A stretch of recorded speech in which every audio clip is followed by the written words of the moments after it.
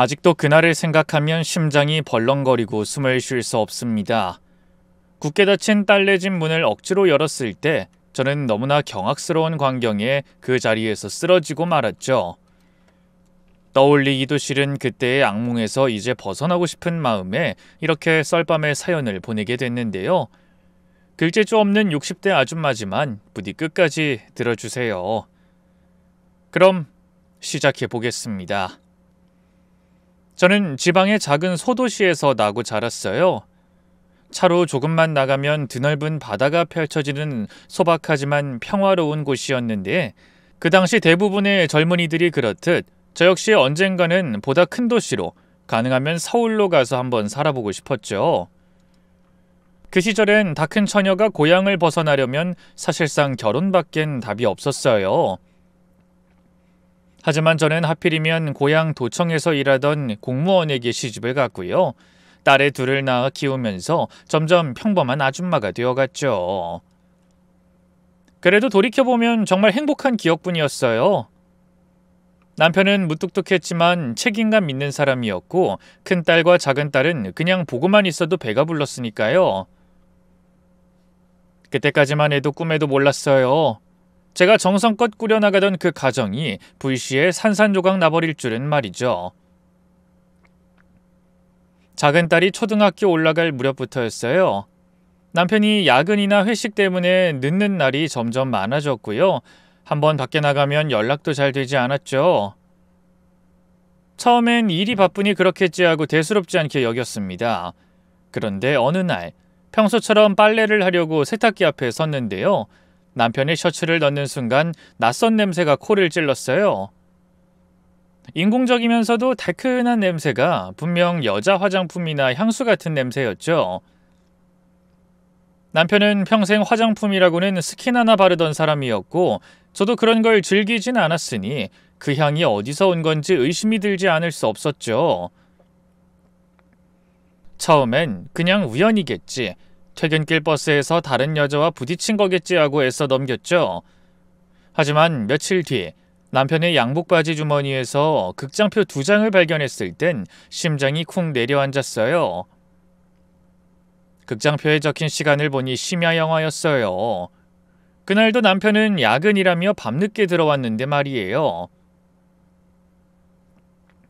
이 사람이 설마... 아니, 아닐 거야. 그럴 리가 없지. 평소 남자의 바람은 텔레비전 드라마에서나 나오는 일이라고 생각했던 저였어요. 물론 간혹 동네 아줌마들 사이에서 어느 집 남편이 바람을 피웠다느니 그런 얘기를 듣기도 했지만 그 역시 저와는 아무 상관없는 일이라고 생각했죠. 그런데 막상 남편의 외도가 내 일이 되자 어찌할 바를 모르겠더군요. 자꾸만 현실을 외면하게 되더라고요. 하지만 그런 현실 도피의 시간은 길지 않았어요. 평소처럼 퇴근한 남편의 옷을 정리해주다 바닥으로 무언가가 툭 하고 떨어졌기 때문이었죠. 남편의 업무 수첩이었어요. 그 사람은 원체 꼼꼼한 성격이라 자기 일정을 늘 수첩에 정리해두곤 했거든요. 지금이야 다들 핸드폰 하나로 해결하지만 그때만 해도 핸드폰이 대중화되기 전이었으니까요. 당시 남편은 씻기 위해서 화장실에 들어가 있는 상태였어요. 그러면 안 된다는 걸 알면서도 조심스럽게 수첩을 열어 살펴보기 시작했죠. 그런데 웬걸, 수첩 한 귀퉁이에 영미 점심, 영미 생일 선물 같은 메모들이 빼곡히 적혀 있는 게 아니겠어요. 낯선 여자의 이름을 본 순간 머리부터 발끝까지 피가 쫙 빠지는 기분이었어요. 더는 진실을 외면할 수 없는 순간이 오고 만 거죠. 남편이 씻고 나오자마자 조용히 수첩을 꺼내 내밀었어요. 이게 뭐야? 영미가 누구야? 남편은 당황한 기색도 없이 피식 웃더군요. 뭐야, 내 수첩 본 거야? 그냥 부서 후배야. 밥 몇 번 먹은 게 다라고. 그냥 부서 후배 생일 선물은 왜 샀는데? 그리고 나한테 야근한다고 했던 날 다른 사람이랑 극장에도 갔잖아. 그것도 이 영미인지 뭔지 아는 여자랑 간 거지? 그 순간 남편의 얼굴이 굳더군요. 의심을 확신으로 바꾸기엔 충분한 표정이었어요. 역시 그랬구나. 당신 대체 무슨 짓을 하고 다닌 거야?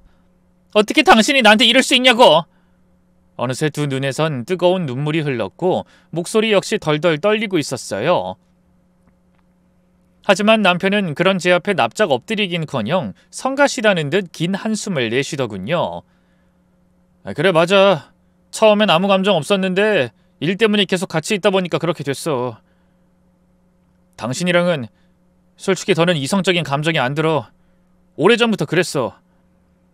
바람을 담담하게 인정하는 남편을 보고 있자니 심장이 갈기갈기 찢기는 기분이었어요. 미칠 것만 같았죠. 그게 지금 말이야? 애들 생각은 안 해? 우리 은서랑 은지한테 부끄럽지도 않냐고! 제가 울먹이며 따져 묻자 남편은 고개를 돌리더군요. 뭐라고 할 말이 없다. 어차피 다 들통난 거 이혼밖엔 답이 없는 것 같은데 뭐 애들은 엄마가 키우는 게 낫겠지. 내가 양육비는 보내줄게. 남편은 아무렇지 않게 이혼 얘기를 꺼냈어요. 그뿐인가요? 저희 아이들에 대해서도 일말의 미련도 없다는 듯이 쉽게 포기하더군요. 그 모습에 분노가 차오르면서 눈앞이 뜨거워졌어요. 저는 달려가 남편의 멱살을 잡고 울며 따졌죠. 당신 정말 사람이야? 가족을, 우리 딸들을 버리고 떠나는 게 그렇게 쉬워? 그만하자. 어차피 헤어질 거 서로 언성 높이고 힘 뺄 필요 없잖아. 닥쳐! 당신이 나한테 어떻게 이럴 수가 있어? 우리 애들한테 어떻게 이럴 수 있냐고! 그만 좀 해! 결국 남편은 분노를 이기지 못한 채 거칠게 제 손을 뿌리쳤어요. 나는 나대로 살고 싶을 뿐이야. 당신이랑 있으면 숨 막힌다고. 그렇게 남편은 저와 딸들을 아무렇지 않게 버리고 떠났습니다. 이혼 서류만 달랑 남겨둔 채 자기 집만 챙겨 홀연히 사라져버렸죠. 너무나 잔인한 이별이었어요. 평생 술이라곤 입에도 대지 않던 제가 그때부터 소주병으로 병나발을 불기 시작했어요. 하루 종일 술 먹고 울기만 했죠. 내가 뭘 그렇게 잘못했을까? 난 그냥 열심히 살림하고 애 키우고 그 사람 뒷바라지한 것밖엔 없는데 그 상간녀가 그렇게 좋았나? 날 사랑한다는 건 다 거짓말이었나? 온갖 상념이 휘몰아쳐서 술을 먹지 않곤 견딜 수가 없었어요. 살림이고 애들이고 다 뒷전이었죠. 그런 저를 다시 일으킨 건 다름 아닌 큰딸이었어요. 당시 큰딸은 겨우 10살, 초등학교 3학년이었죠. 아이가 어른의 고통을 알면 얼마나 알겠어요. 오히려 이혼 후 자기를 등한시하고 짜증만 내는 엄마가 미웠을 텐데 그런데도 큰딸은 한 번도 저를 원망한 적이 없었어요. 오히려 그 조그만한 손으로 제 등을 토닥이며 그러더군요. 엄마 괜찮아. 엄마한텐 은지도 있고 나도 있잖아. 내가 아빠 못까지 엄마한테 잘할게. 공부도 열심히 하고 선생님 말씀도 잘 듣고 은지도 챙길게. 그러니까 힘내 엄마. 다 괜찮아질 거야. 딸아이의 그 의젓한 위로가 마치 천둥같이 제 정신을 번쩍 들게 했어요. 생각해보면 저는 아이들이 눈앞에 있는데도 세상에 저 혼자 버려진 것처럼 울기만 하고 있었던 거예요. 저는 절대 혼자가 아니었는데 말이에요. 그 사이 큰딸은 2살 어린 지 동생을 씻기고 먹이고 심지어 같이 등하교까지 했죠. 그 작은 어깨로 저 대신 모든 걸 다 떠안고 있었던 거예요. 그뿐인가요? 그러면서도 저를 원망하긴커녕 위로하려 들었죠. 그런 큰딸을 보면서 더 이상 이렇게 살 수는 없다는 생각이 들었어요. 남편은 떠났지만 난 엄마니까 엄마로서 딸들을 지켜야 했어요. 그날부터 저는 소주병을 내려놓고 다시 일어섰습니다. 문제는 남편이 처음 약속했던 양육비를 보내주지 않는다는 거였어요. 처음 한두 달만 제대로 보냈을 뿐 이후엔 이런저런 핑계를 대면서 조금씩 액수를 줄여갔고요. 나중엔 그마저도 끊기더군요. 친정에도 기댈 수 없는 건 마찬가지였어요. 부모님은 제가 이혼한 걸 창피하다고 생각하셨고 멀리 떨어져 살던 남동생은 제 사정을 알면서도 모른 채 했죠. 그때만 해도 이혼한 여자에 대한 인식이 그리 좋지 않았거든요. 서운했지만 뭐 어쩌겠어요. 내 자식은 내가 책임져야죠. 우선 저는 바로 일자리부터 알아보기 시작했어요. 어린 나이에 일찍 결혼해 한 번도 제 손으로 돈을 벌어본 적이 없었는데요. 당연히 회사 사무직 같은 건 꿈도 꿀 수 없었고요. 식당 설거지나 서빙 같은 서비스직 위주로 알아봤죠. 다행히 한 식당 사장님이 절 좋게 봐주셔서 그곳에서 정직원으로 일할 수 있었네요. 이후 저는 남편과 상간녀를 상대로 간통과 상간자 소송을 걸었어요. 그때만 해도 아직 간통죄가 살아있을 때였거든요. 뒤늦게 그 년놈에게 복수해야겠다는 마음이 든 건 아니었어요. 그저 저와 저희 딸들에게 죄를 지었으니 합당한 보상을 받아야겠다는 생각이었죠. 하지만 그 상간녀의 얼굴을 직접 마주친 순간 마음이 확 바뀌었어요. 소송 중에 법원에서 딱 마주쳤는데요. 얼마나 제가 만만해 보였으면 상간녀는 대뜸 절 흘겨보면서 그러더군요. 영채 씨랑 이미 오래전에 끝난 관계 아니었나요? 본인이 못 붙잡은 거 저한테 화풀이 하시는 거면 참... 그 순간 피가 거꾸로 솟는 줄 알았어요. 저도 모르게 손을 뻗어 그 상간녀의 뺨을 찰싹 때렸죠. 남의 가정 파탄낸 주제 뭐가 어쩌고 어째? 화풀이? 야, 내가 그동안 뭐 너랑 그 인간이 무서워서 가만히 있던 건 줄 알아? 짐승 같은 년놈들 더는 상종도 하기 싫어서 냅두고 있던 거지. 근데 안 되겠다. 너 오늘 사람 잘못 건드렸어. 이후 저는 바로 남편과 상간녀가 일하고 있는 도청에 전화를 걸었어요. 그리고 남편이 같은 부서 여직원과 불륜을 저질렀다고 당장 둘 다 잘라달라고 말했죠. 처음엔 도청에서도 쉬쉬하면서 이 사실을 묻으려 했는데요.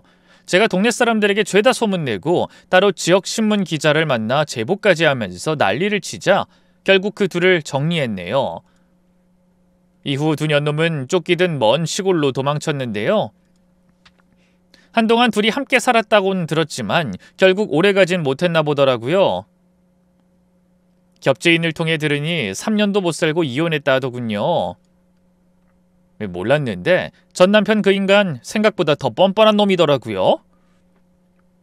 이혼하고 얼마 안 돼 다시 저한테 연락을 하더군요. 여보, 내가 잠깐 정신이 나갔었나봐.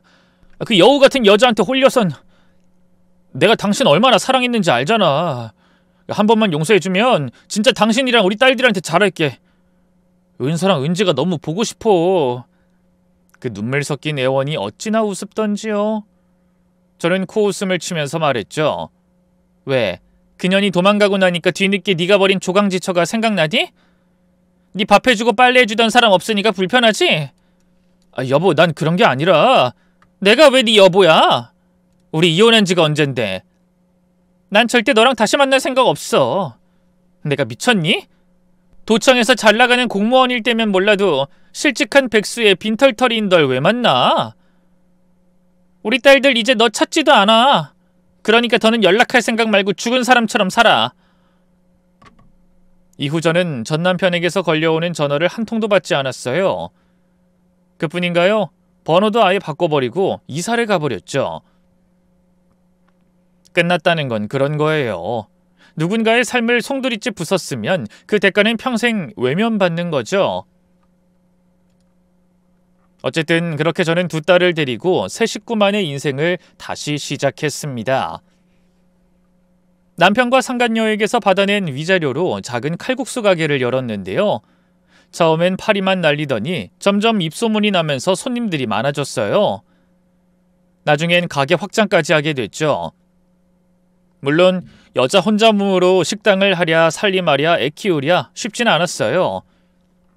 이혼녀라는 이유로 쉽게 보고 무시하는 사람들도 많았고요. 하지만 딸들이 제 버팀목이 되어줬어요. 특히 똑 부러지고 영특한 큰딸이 큰 의지가 됐죠. 사실 둘째 딸은 나이에 비해 여전히 철부지였어요. 둘이 한 배에서 난 자매인데도 어쩜 그렇게 다른지 큰딸은 뭐든 조용히 자기 자리에서 묵묵히 해내는 아이였어요. 초등학교 저학년 때부터 스스로 책상에 앉아 자발적으로 숙제를 했고요. 제가 뭐라고 말하지 않아도 항상 아침엔 먼저 일어나 학교 갈 채비를 했죠. 심지어 중학생 때부턴 저보다 먼저 일어나 저 대신 아침밥까지 차려놓곤 했어요. 엄마, 내가 밥 차려놨거든? 식당 가기 전에 먹어. 알겠지? 뭐? 아니, 엄마가 한다니까. 앞으로는 이러지 마, 은서야. 학교 가서 하루 종일 공부해야 되는데 아침엔 조금이라도 더 자야지. 공부는 내가 알아서 다 하고 있으니까 걱정하지 마. 나 지난번 중간고사도 1등이었던 거 벌써 잊었어? 그렇게 야무지고 착한 아이가 제 딸이라는 게 너무 행복했어요. 세상 어디 내놔도 부끄럽지 않을 만큼 대견하고 기특했죠. 반면 둘째 딸은 뭐랄까, 아주 어릴 때부터 사내처럼 힘이 넘쳤어요. 애가 좀 활달하네라는 수준을 넘어서서 이놈의 지집애는 도대체 왜 이럴까 싶은 날이 부지기수였죠. 유치원 다닐 때부터 선생님께 전화가 한 달에 몇 번은 꼭 왔어요. 친구랑 장난치다 넘어졌다. 교실에 풀칠을 잔뜩 해놨다. 남자애들을 때려서 울렸다. 도대체 하루도 조용히 넘어가는 날이 없었어요. 그래도 나이가 들면 좀 얌전해지겠지 생각했는데요. 웬걸 이후로도 말썽이 점점 더 심해지기만 했어요. 어쩌면 둘째 딸은 관심이 고팠던 걸지도 모르겠어요. 제가 식당 일에 쫓기고 집에 와서도 살림하느라 하루하루 숨 돌릴 틈도 없이 살다 보니 또 지 언니가 뭐든 잘하니 늘 그늘에 가려지는 면이 없지 않아 있었죠. 그래서 언젠가부터 늘 둘째를 더 예의주시하고 챙기기 시작했어요. 어떻게 보면 둘째 딸이 제 아픈 손가락이었다고나 할까요? 그땐 꿈에도 몰랐어요. 둘째 딸보다 큰 딸이 제게 더 큰 시련을 안겨주는 날이 올 줄은 말이죠. 큰딸이 고등학교 3학년이 되던 해였어요. 수능도 몇 달 남지 않은 어느 여름밤, 큰딸이 조심스럽게 제게 말을 꺼내더군요. 엄마, 나 미국 유학 가면 안 될까? 처음엔 장난인 줄 알았어요. 뭐? 유학? 갑자기 무슨 소리야? 너 선생님 된다며. 저는 큰딸이 저와는 달리 안정적이고 좋은 직장을 갖길 바랬어요. 교사는 당시 여자가 가질 수 있는 최고의 직업이었죠. 1등 신부감이라는 말이 있을 정도로요. 교사도 좋긴 한데 미국에서 공부하고 싶은 마음도 있었어. 원래 영어를 좋아하기도 했고 좀 더 넓은 세상을 경험해보고 싶어. 이번에 우리 학교에서 해외 교환학생 프로그램 설명회가 있었는데 한번 지원해보면 안 될까? 딸은 진심이었어요. 그 순간 제 머릿속이 복잡하게 얽히고 뒤섞이더군요. 딸의 꿈을 응원해줘야 한다는 생각과 큰딸이 제 곁을 떠나버린다는 두려움이 동시에 올라왔죠. 결국 저는 고개를 가로저었어요. 안 돼. 여자애 혼자 어떻게 그 먼 나라로 가겠다고. 그건 안 돼, 은서야. 그러자 큰딸이 한층 간절한 목소리로 제게 말했어요. 왜? 나 진심이야, 엄마. 진짜 가고 싶어서 말하는 거야. 엄마는 널 못 보내. 너까지 가면 엄마 정말 혼자야. 엄마가 왜 혼자야? 은지도 있고 나도 영영 떠나는 게 아닌데. 글쎄 안 된대도 엄마 말에 자꾸 이렇게 토달 거야? 일순 저도 모르게 큰 목소리로 딸을 윽박질렀어요. 안 그래도 은지 때문에 엄마가 얼마나 속 썩는지 알면서 은서 너까지 왜 그래? 이렇게 말도 안 되는 고집 부리는 애 아니었잖아. 엄마 말 잘 듣고 조용히 공부 잘하던 착한 딸이었잖아. 응? 제 말에 큰딸의 눈에 눈물이 그렁그렁 맺히더군요. 아이는 입술을 꾹 다문 채 조용히 고개를 숙였어요. 그러곤 한참 뒤 떨리는 목소리로 말했어요. 엄마 말처럼 나 언제나 착한 딸이었잖아. 사실 교사 같은 거 하고 싶지 않은데 엄마가 하라니까 사범대 준비도 열심히 했고 공부하면서 집안일도 하는 거 너무 힘들었는데 내색 안 했어. 왜? 엄마가 힘든 거 알았으니까. 어떻게든 그 힘듦을 덜어주고 싶었으니까. 나라고 왜 꿈이 없었겠어? 미국 유학은 엄마한테 말도 못하고 마음속으로만 간직했던 내 오랜 꿈이야. 정말 용기 내서 얘기한 건데 무작정 안 된다고 반대할 줄은 몰랐어. 딸의 말에 마음 한켠이 저릿해졌지만 저는 끝끝내 고개를 끄덕여주지 못했어요. 그땐 정말 도저히 보내줄 수가 없었거든요.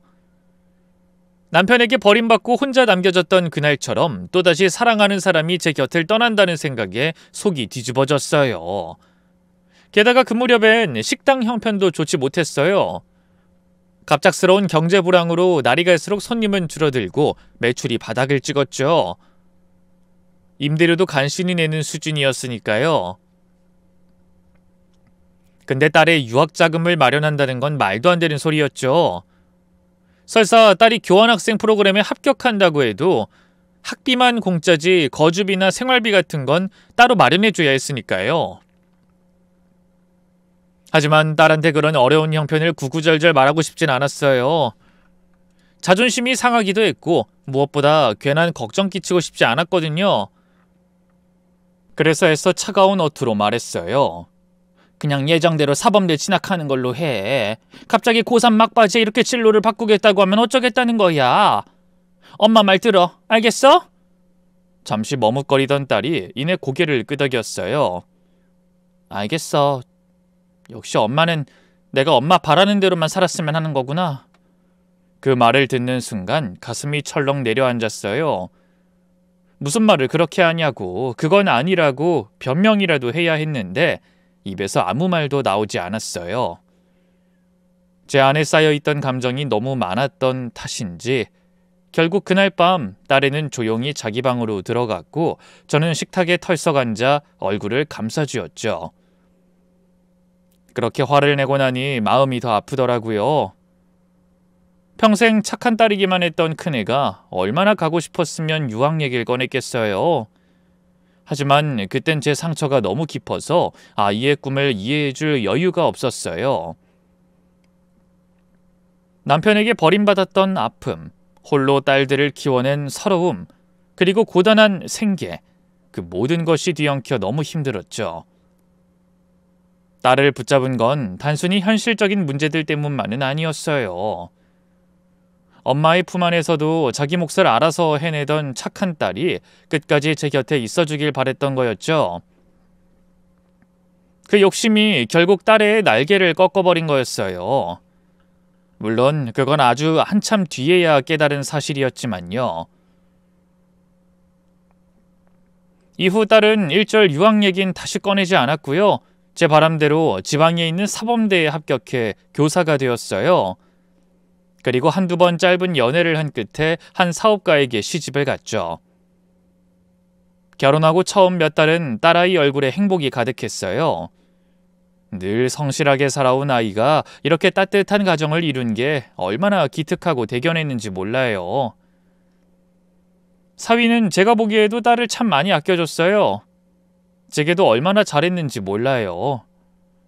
신혼 초엔 주말마다 꼭 친정에 인사를 오고요. 어버이날엔 카네이션의 용돈 봉투까지 두둑하게 챙겨주는 그야말로 요즘 보기 드문 사위감이었죠. 한 가지 아쉬운 점이 있다면 딸애가 손주들을 낳으면서 자연스럽게 일을 그만두게 됐다는 거예요.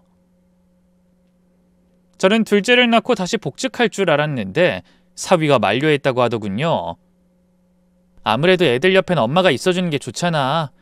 우리 시어머니도 그 사람도 내심 내가 집에서 주부로 있길 바라는 눈치고.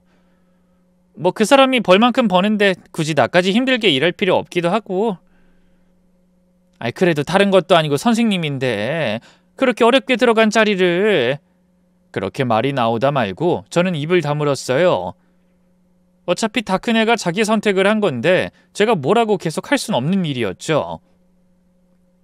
물론 속으론 참 많이 아쉬웠어요. 딸아이가 사범대 다니면서 고생한 거 임용 준비한다고 밤새워 공부하던 모습이 다 생생한데 결혼 몇 년 만에 그걸 다 내려놓는다고 하니 마음 한켠이 저릿했어요.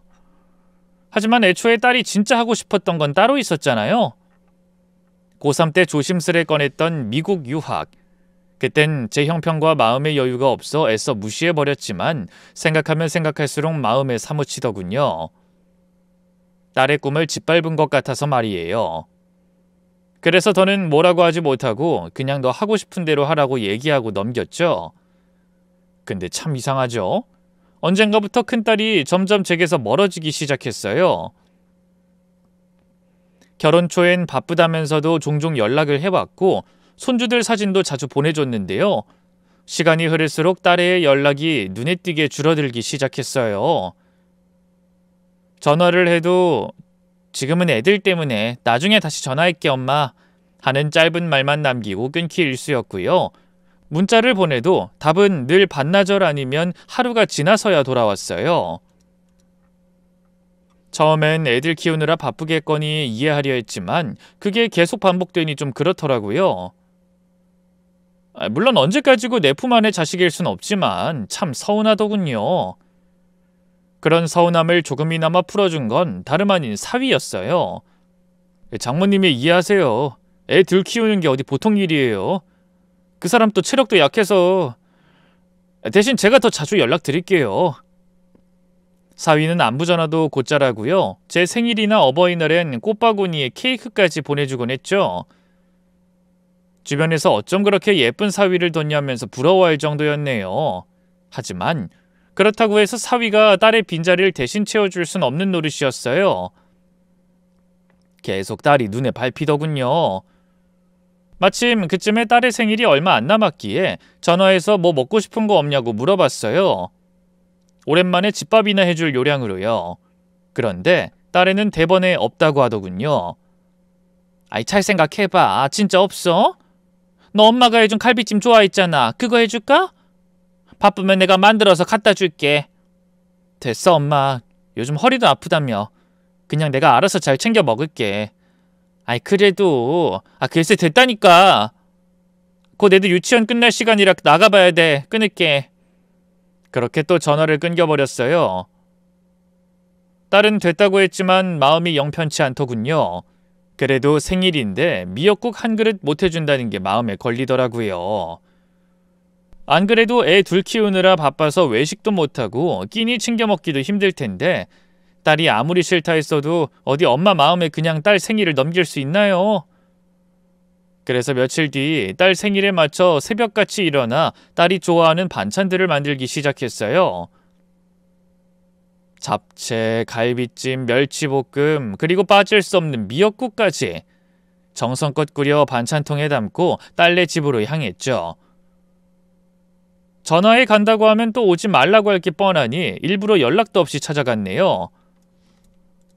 그렇게 딸네 집에 도착해 초인종을 눌렀는데요.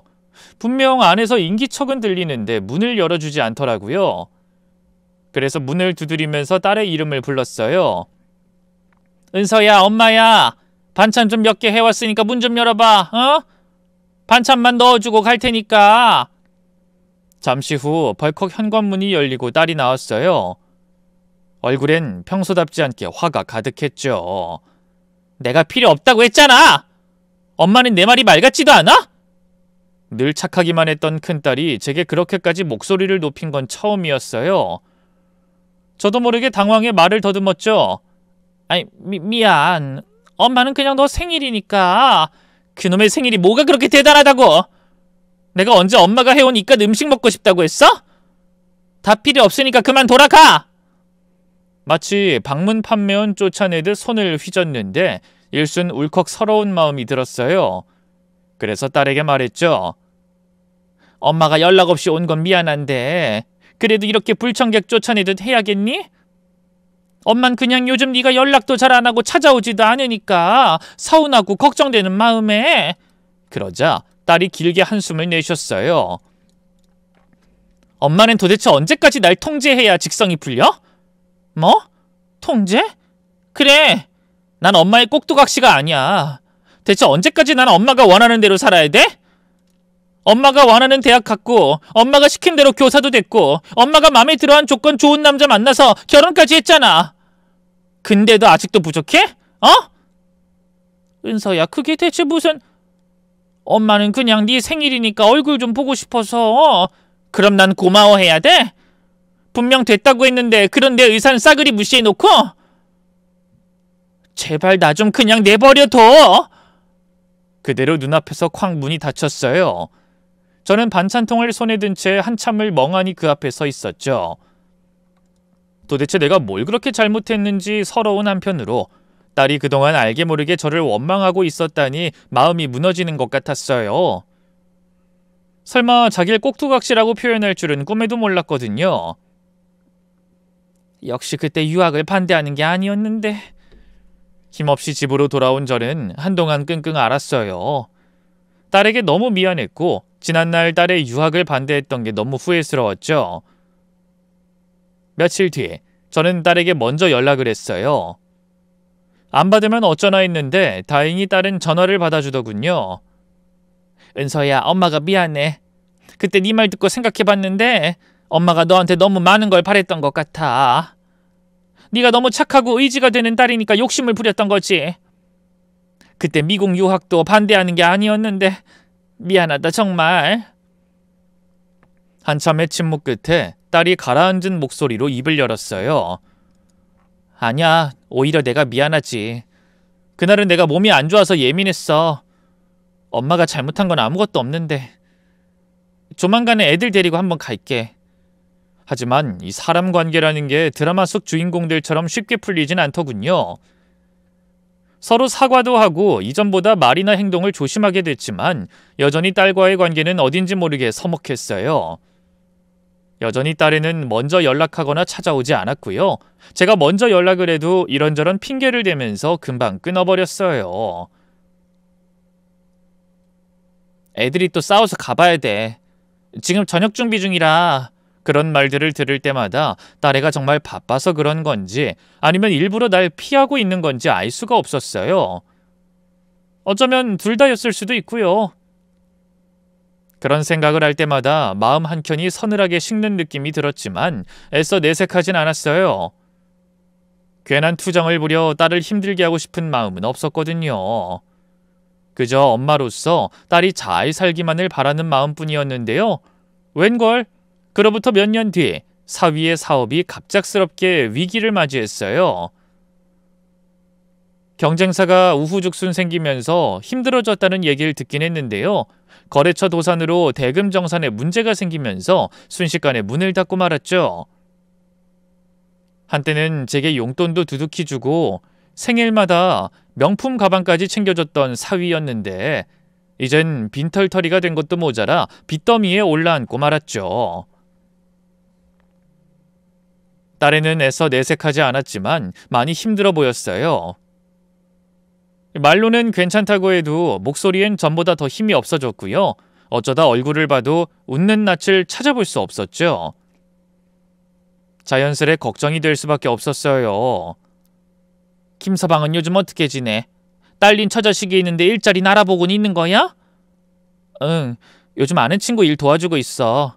전처럼은 아니어도 내 식구 안 굶을 만큼은 벌어오고 있으니까 걱정하지 마. 김서방 앞으로 빚도 꽤 된다며. 얼마나 되는데? 엄마가 좀 도와주랴? 지금 집 팔면 그래도 됐어. 엄마 집을 팔긴 왜 팔아? 알아서 할 테니까 걱정하지 마. 큰딸은 그 이후로도 끝까지 저한테 손을 벌리는 법이 없었어요. 어릴 때부터 그랬죠.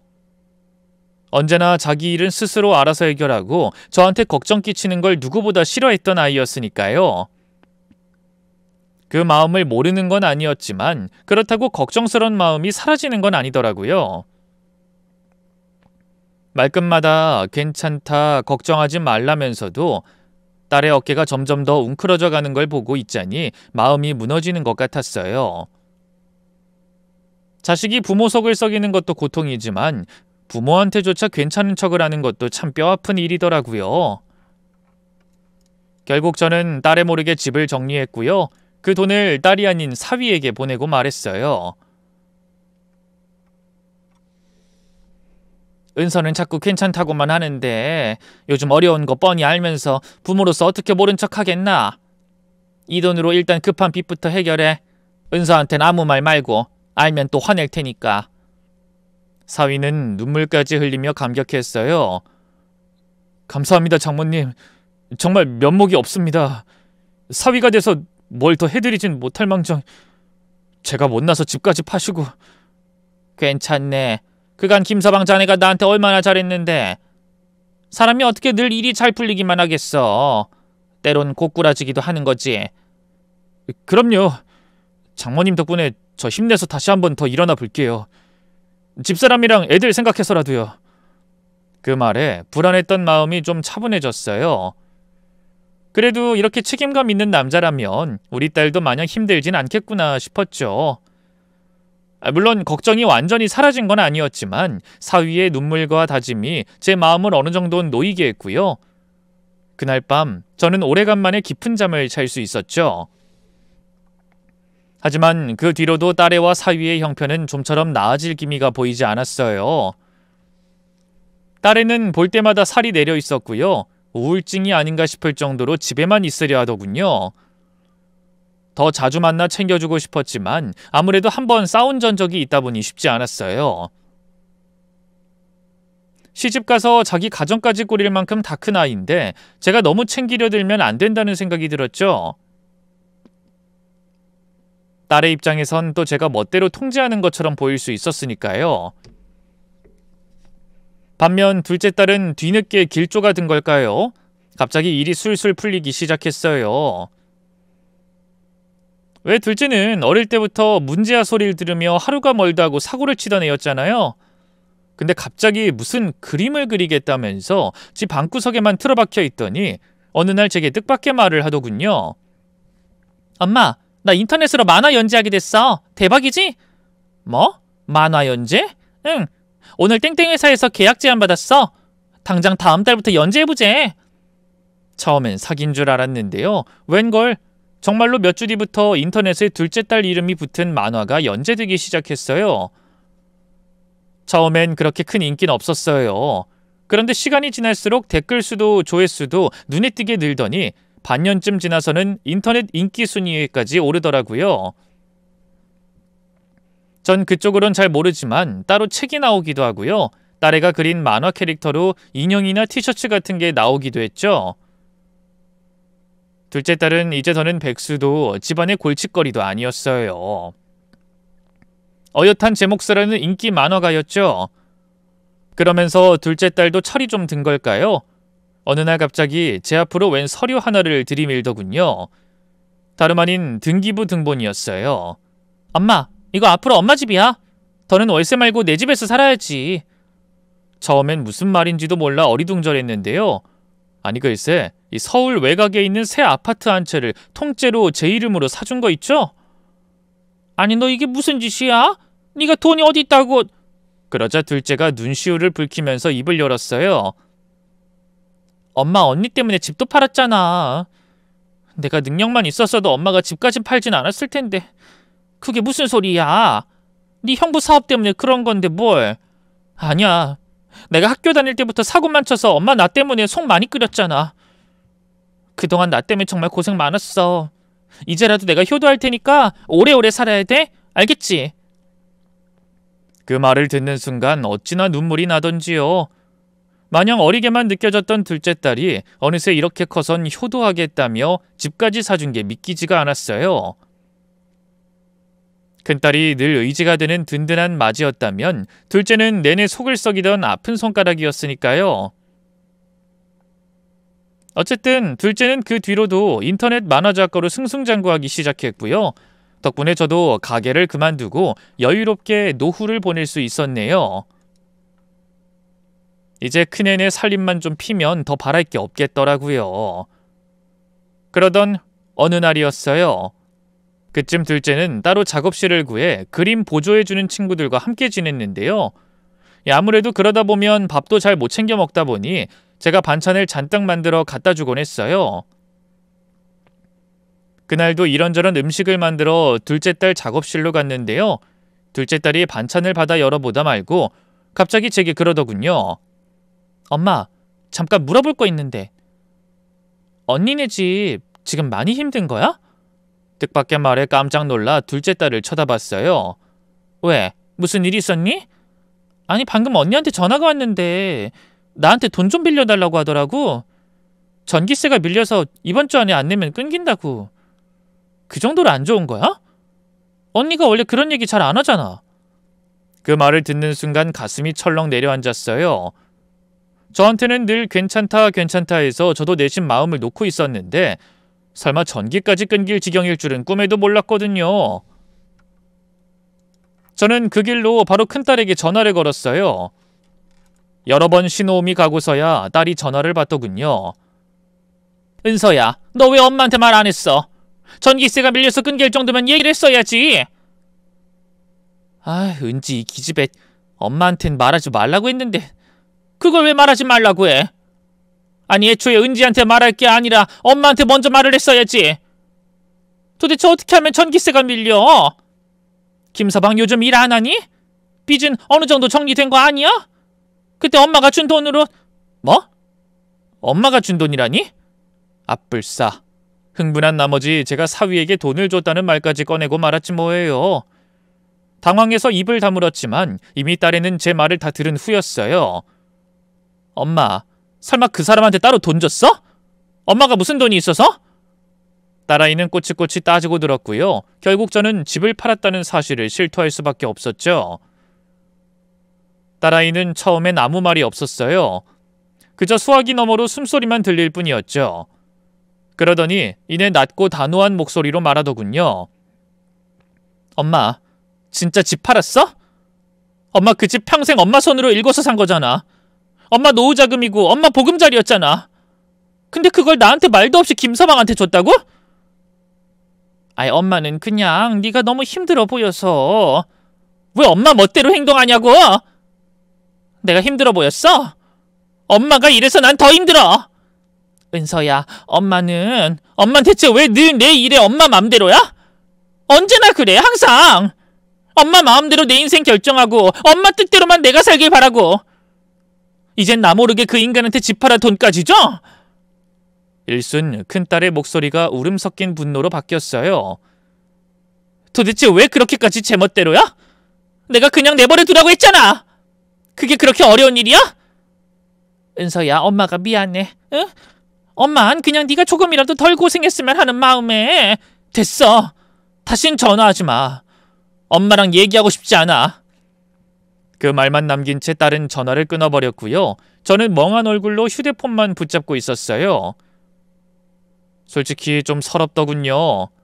그저 딸에게 도움을 주고 싶었던 것뿐인데 제 마음을 몰라주는 딸이 너무 야속했어요. 이후 딸에게선 아무 연락도 오지 않았고 저도 나름 화가 나서 먼저 연락하지 않았는데요. 며칠 뒤 마감을 끝내고 온 작은 딸이 제게 조심스럽게 그러더군요.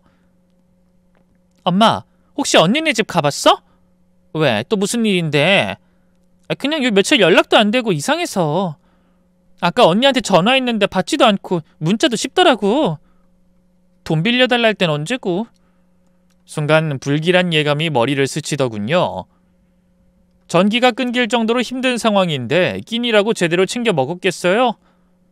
쓰러지기라도 했으면 어쩌나, 극단적인 선택이라도 했으면 어쩌나 심장이 철렁했어요. 저는 급히 반찬 몇 가지를 챙겨 들고 딸의 집으로 향했습니다. 초인종을 눌렀지만 안에선 아무 반응이 없었어요. 그래도 저는 포기하지 않고 다급하게 문을 두드리며 외쳤죠. 은서야, 엄마야. 안에 있는 거 다 아니까 문 좀 열어봐. 걱정되잖니? 제발 좀. 잠시 후 안에서 조심스럽게 딸의 목소리가 흘러나왔어요. 금방이라도 꺼질 듯 희미한 목소리였죠. 엄마 지금은 안 돼. 그냥 가. 무슨 소리야? 왜 안 돼? 엄마한테 화난 건 아는데 그래도 얼굴 좀 보여줘. 응? 제발 엄마 그냥 가. 지금 문 못 열어줘. 그냥 돌아가라고. 그냥 듣기엔 화가 난 목소리 같았는데요. 평소와 좀 달랐어요. 금방이라도 꺼질 것처럼 희미했고 왠지 모르게 절박했죠. 일순 쎄한 기운이 등을 타고 올라왔어요.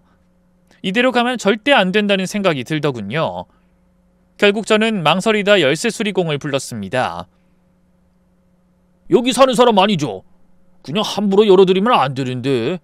우리 딸네 집이에요. 딸이 아픈 것 같아서 그래요. 급한 상황이에요. 다행히 딸애는 방 안으로 들어가 버렸는지 아무 반응이 없었어요.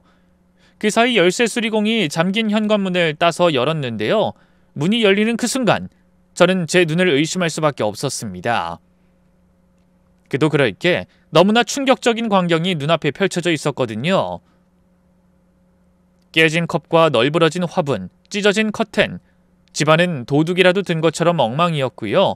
그 사이에 큰딸이 기절한 채 누워 있었어요. 그리고 놀라서 달려가 딸의 머리를 안아든 바로 그 순간 저는 기겁할 수밖에 없었습니다. 딸의 얼굴이 엉망진창이었거든요. 입술은 찢어져 피딱지가 맺혀 있고 눈가는 퉁퉁 부어 있고 턱끝은 파랗게 멍이 들어 있었죠. 그뿐인가요? 다급하게 바짓단과 팔소매를 걷어보니 몸 곳곳에도 피멍이 가득했어요. 놀란 저는 그 자리에서 주저앉아 버렸습니다. 당장이라도 기절할 것 같았지만 간신히 정신을 부여잡았죠. 그 사이 딸이 정신을 차린 듯 몸을 움찔했어요. 저를 알아보고는 놀라선 어쩔 줄 몰라 하더군요. 뭐야 엄마? 집에 어떻게 들어온 거야? 지금 그게 중요해? 은서야 이게 뭐야? 이게 다 뭐야? 누가 그런 거야? 대체 누가? 딸은 고개를 푹 숙인 채 말없이 울기만 했고 저는 심장이 터질 것처럼 뛰는 가슴을 부여잡으며 울부짖었어요. 누가 그런 거냐고! 설마 김서방이 이런 거야? 딸은 대답도 없이 한참을 울기만 했어요. 하지만 제 최근에 결국 천천히 마치 세상의 모든 걸 내려놓은 사람처럼 조용히 고개를 끄덕였죠. 그래 맞아. 그 인간이 이런 거야. 순간 제 안에 모든 것이 와르르 무너져 내렸어요. 그놈을 사위라 부르며 내 딸을 맡긴 제 자신이 너무 한심하더군요. 대체 언제부터 그놈이 널 때린 거야? 결혼하고 한 몇 개월 뒤부터 반찬이 늘 똑같다고 때리고 물 바로 안 떠왔다고 때리고 최근에 지 사업 쫄딱 망하고선 더 그래. 어제도 술 먹고 와선 이 난장판을 만들어 놓고 아침 되자마자 나가버리더라. 담담하게 말하는 딸을 보고 있자니 더 억장이 무너졌어요. 근데 왜 엄마한테 말을 안 했어? 말했으면 진작에 가만 안 뒀을 텐데. 대체 왜 그동안 한마디도... 제 울음 섞인 목소리에 딸은 눈가에 맺힌 눈물을 손등으로 훔치며 떨리는 목소리로 대답했어요. 그냥 잘 사는 모습 보여주고 싶었어. 엄마가 나한테 얼마나 기대하고 있는지 아는데 괜히 말해서 실망시킬까봐 무서웠어. 나 늘 착한 딸이었잖아. 엄마 말 잘 듣고 엄마가 원하는 삶 살려고 노력했는데 내가 이혼녀가 돼봐. 엄마가 나한테 얼마나 실망하겠어? 그 말을 듣는 순간 제 가슴이 쿵 하고 내려앉았어요. 다 저 때문이었어요. 착한 딸은 저를 실망시키지 않기 위해서 고작 그 이유 하나로 지금까지 그 어마어마한 지옥을 견뎌온 거였어요. 저는 이슬을 악물며 딸의 어깨를 끌어안았어요. 은서야, 엄마가 미안해. 엄마가 다 잘못했어. 네가 뭘 어떻게 하든 넌 엄마 인생에서 가장 자랑스러운 딸이고 사랑하는 딸인데. 정말 나 아직도 엄마한테 자랑스러운 딸이야? 이 모양 이 꼴인데? 그럼 당연하지. 일단 일어나서 병원부터 가자. 그리고 당장 그 자식 경찰에 신고하고 이혼하자. 저는 얼른 열쇠공에게 돈을 쥐어주고 보내고 딸을 일으켜 세웠어요. 병원에 가서 치료를 받고 진단서도 끊을 작정이었어요. 그래야 그 망할 놈을 법적으로든 뭐든 꼭 처벌할 수 있을 테니까요. 딸은 처음엔 지금은 싫어. 그냥 누워있고 싶어. 라며 고개를 저었지만 이내 제가 울면서 부탁하자 결국 조용히 옷을 챙기기 시작했죠. 손주들은 1박 2일로 영어 캠프인지 뭔지를 간 상태라 나중에 따로 데리러 가기로 했고요. 그런데 딸애와 같이 막 현관을 나서려던 순간이었어요. 갑자기 문이 벌컥 열리더니 누군가 안으로 들어왔어요. 다름 아닌 사위였죠. 장모님이 여기 웬일이세요? 연락도 없이? 의아한 얼굴로 쳐다보던 사위는 딸의 멍든 얼굴과 울고 있는 절 보고는 표정이 싹 굳더군요. 이게 뭐 하시는 겁니까? 지금 병원이라도 가시게요? 경찰 부르셨어요? 그 순간 등줄기를 따라 서늘한 한기가 훅 끼쳤어요. 저도 모르게 반사적으로 두 팔로 딸을 감싸 안으며 소리쳤죠. 그래, 병원이든 경찰이든 가야지. 어떻게 내 딸한테 이런 짓을 해놓고 뻔뻔하게. 내가 자네를 가만둘 줄 아나? 반드시 콩밥 먹이고 말 거야. 사위는 잠깐 멈칫하더니 이내 비웃듯 제게 다가왔어요. 장모님, 제가 오죽하면 그랬겠어요? 장모님도 다 아시잖아요. 이 사람 성격이 좀 예민한 거. 별것도 아닌 걸로 맨날 난리 떨고 밥도 제때 안 하고 방 안에만 틀어박혀 있고 그러니까 제가 혼낸 것뿐이에요. 일종의 훈육이죠. 훈육. 제가 이 여자 남편인데 그 정도는 할 수 있는 거 아니에요? 그 순간 가슴속에서부터 뜨거운 무언가가 확 솟구쳐 올랐어요. 훈육? 내 딸을 이렇게 패놓고 훈육은 무슨 훈육? 네가 뭔데 내 딸을 때려, 이 거지 같은 놈아! 저는 달려들어 사위의 뺨을 때렸어요. 일순 사위의 고개가 휙 돌아갔고 저는 기회를 놓치지 않고 몇 대 더 때렸죠. 하지만 어느 순간 사위가 제 팔을 확 낚아채더니 갑자기 저를 있는 힘껏 떠밀어 버렸어요. 저는 그대로 바닥에 나동그라져 비명을 질렀죠. 참나, 다 늙어 빠진 할망구가 어디 주제도 모르고 내 몸에 손을 대? 하여간에 그 나물에 그 밥이라고. 딸년이나 애미나 말 안 듣고 귀찮게 구는 건 똑같네. 사위가 천천히 다가와 제 몸 위에 주저앉았어요. 배 위로 느껴지는 어마어마한 무게감에 저는 비명을 질렀지만 사위는 들은 척도 하지 않았고요. 오히려 커다란 두 손을 뻗어 제 목을 조르기 시작했죠. 저는 뒤늦게 그런 사위의 손아귀에서 벗어나려 발버둥 쳤지만 소용없었어요. 무시무시한 악력에 순식간에 고통이 확 틀어막혔고요. 시야가 점점 뿌얘지면서 의식이 희미해졌죠. 그런데 바로 그때였어요.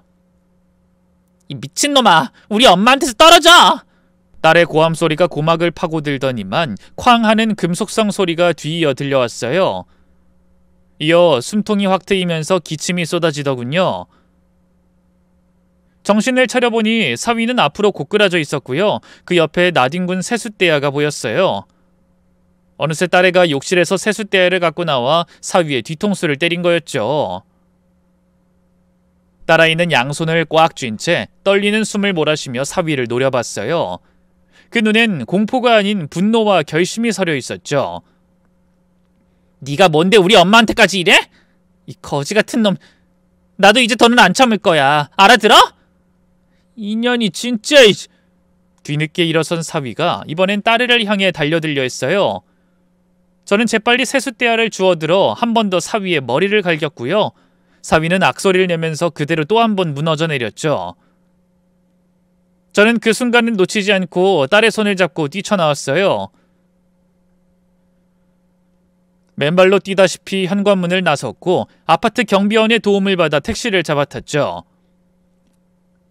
그렇게 딸을 데리고 제일 가까운 병원으로 향했어요.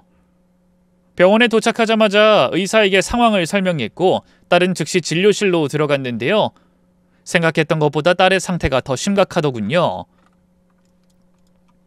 지금까지 입은 상처가 하루 이틀 된 게 아닙니다. 갈비뼈에도 금이가 있고요. 오른쪽 팔은 미세 골절이 있어 보입니다. 이 정도면 바로 가정폭력으로 신고하셔야겠어요. 그 말을 듣는 순간 딸의 어깨가 덜덜 떨리기 시작했어요. 저는 조용히 딸의 손을 잡고 말했죠. 신고하자, 은서야. 더는 참지 마. 엄마는 언제나 네 편이야. 그러자 딸애는 울음을 터뜨리며 제 품에 고개를 묻었어요. 알겠어, 엄마. 나 그 사람 신고할게. 그리고 이혼할 거야. 곧바로 병원 관계자의 도움을 받아 경찰에 신고를 접수했고요. 수사는 빠르게 진행됐어요. 명백한 폭행의 흔적들과 딸이 미리 녹음해둔 음성 파일의 진단서까지 증거는 넘쳐났죠. 사위는 초반엔 발뺌하더니 결국 나중엔 무릎 꿇고 살려달라며 빌더군요. 여보, 내가 잘못했어. 다신 안 그럴게. 나도 요즘 일도 잘 안 풀리고 속상하니까 술김에 그만. 구질구질한 변명은 집어치워. 네가 날 때렸던 게 어디 한두 번이야? 더는 용서할 생각 없으니까 얌전히 네 죗값 달게 받아.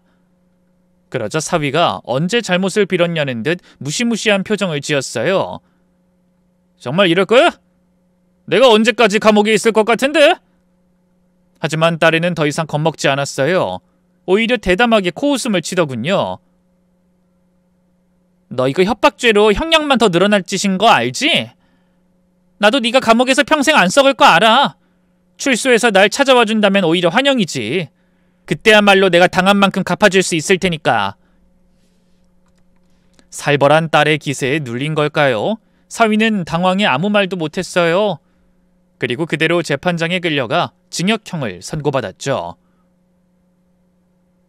지리한 법적 다툼 끝에 딸은 무사히 이혼도 할 수 있었어요. 그뿐인가요? 민사소송을 통해 위자료도 톡톡히 받아냈죠. 알고 보니 사위는 제가 준 돈을 비롯해 꽤나 많은 돈을 모아두고 있었더라고요. 딸의 앞에서만 빚 때문에 우는 소리란 거였죠. 제 처자식은 굶고 있는 데다 집 전기까지 끊길 정도였는데 지 혼자 밖으로 돌면서 호의호식했더군요. 정말 쓰레기 같은 놈 아닌가요? 그래도 인과응보란 게 있긴 한가 보더라고요. 빈털터리 이혼남이 된 사위는 출소 후에도 재기에 성공하진 못했고요. 술독에 빠져 살다 최근 간경화가 와서 병원에 들어갔다 하더군요. 안타까운 마음은 조금도 없어요. 저희 딸아이를 한때 지옥 속에 살게 했던 장본인이니까요. 부디 마지막 가는 그날까지 끔찍하게 고통받길 바랄 뿐입니다. 자식 있는 부모들은 이런 제 마음 이해하시겠죠? 모든 사건이 일단락된 뒤 큰딸은 새로운 삶을 살고 있어요. 이혼 후 다시 교사 생활을 시작했고요. 주말엔 취미로 전시회도 다니고 독서 모임도 하면서 시간을 보내고 있네요. 아무래도 딸이 교사가 됐던 건 본인이 위해서가 아니라 저 때문이었으니까요. 지금이라도 새로운 일을 찾아보란 얘기도 해봤는데요. 생각보다 자기 적성에 맞는다면서 계속 하고 싶다고 하더군요. 맘 같아선 딸이 좋은 남자 만나 재혼했으면 하는 바람도 있는데요. 더는 제 욕심으로 딸을 아프게 하고 싶지 않아요. 그래서 그저 묵묵히 딸을 응원만 해주고 있답니다. 저 잘하고 있는 거겠죠? 긴 얘기 들어주셔서 고맙습니다. 모두 건강하시고 행복하세요.